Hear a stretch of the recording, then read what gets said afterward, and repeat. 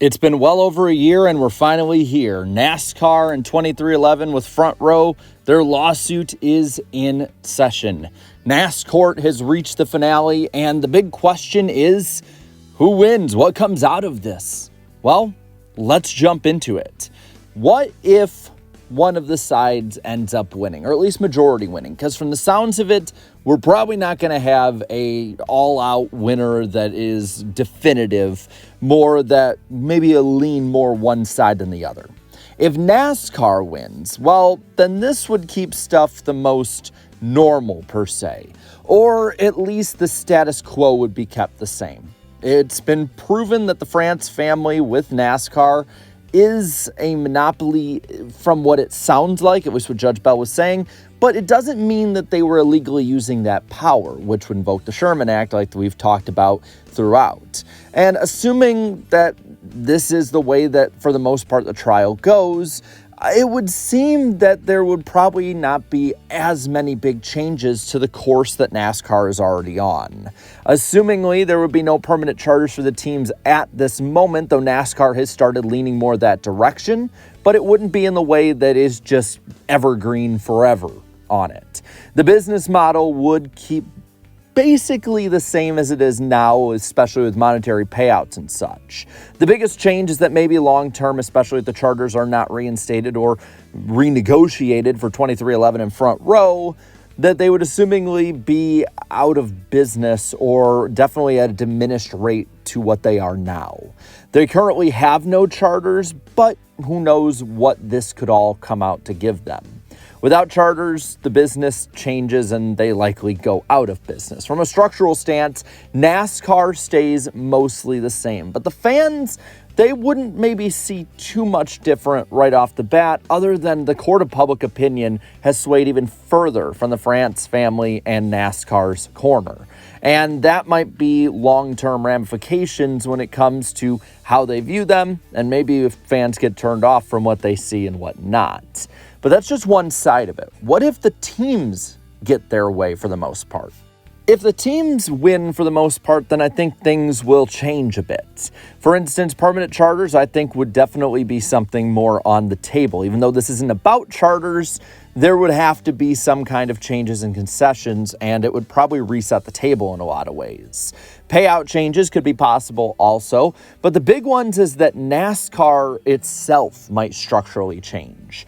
Rule changes, for instance, would have to involve teams, similar to what stick and ball sports like the NFL, NBA, MLB, and NHL, as well as others do, where there would have to be votes. I mean, on the NFL side of it, they literally every spring have the owners come together to vote on different rule changes, for instance. That could happen with NASCAR, and the teams could have more power in that when it comes to the rulings. NASCAR also, or at least the holdings of the France family, could be broken up in various ways.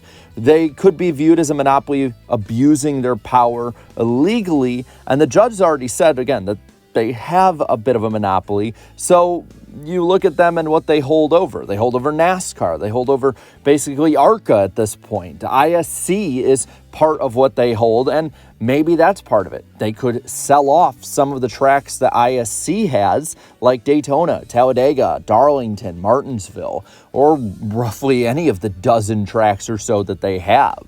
Maybe the France family has to sell off part of their ownership of NASCAR, similar to what Roger Penske did, but this time under a bit of an order.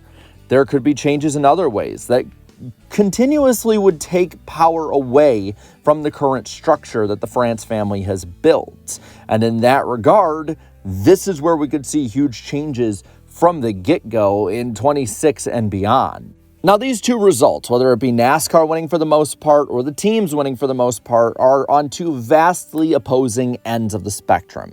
There's a huge middle ground and gray area, and this is more than likely where we're going to end out. Whether it's closer to the teams or NASCAR, who knows? But both sides could likely lose on some major issues. Judge Bell has all but assured that at this point, and he's even brought up that both sides just seem to want to burn the house down, and they might accomplish that the further they get into this.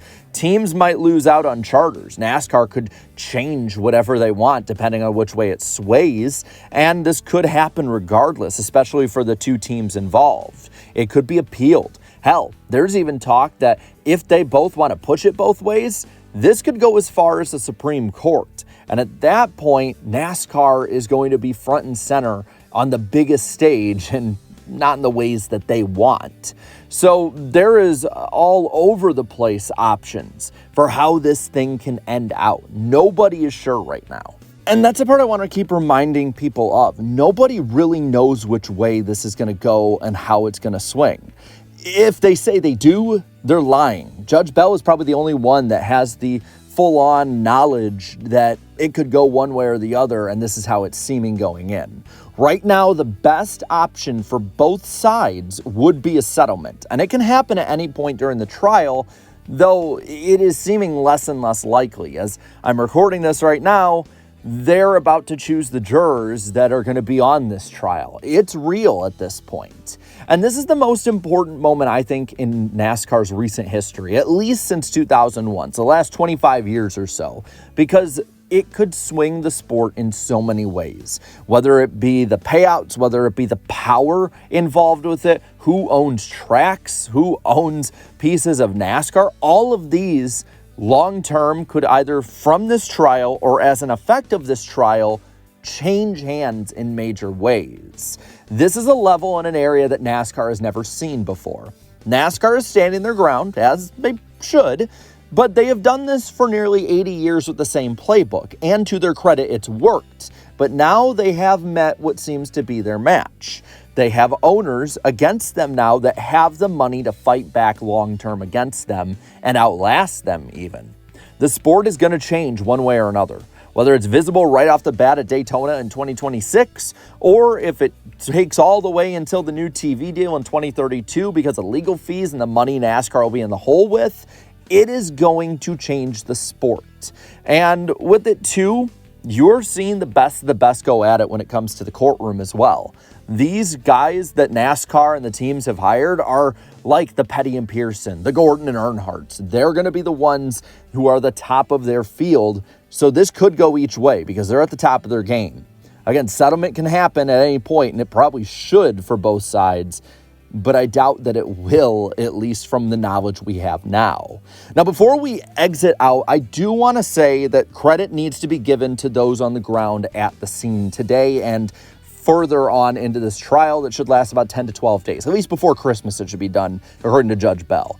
They're doing a great job. I know there's a lot of criticism of NASCAR media, but there shouldn't be any criticism of them being on the ground and basically making their lives revolve around this to help get us the information the next 10 to 12 days. So credit to them. I just think that needs to be said. With that being said, who do you want to see win this? And what outcome do you want to see? Let me know down in the comments below. Well, all right, leave a like on this video, share this video, and subscribe to this channel for more great and fun NASCAR content. Thank you so much to all my channel members for your continued support. And until next time, have a good one.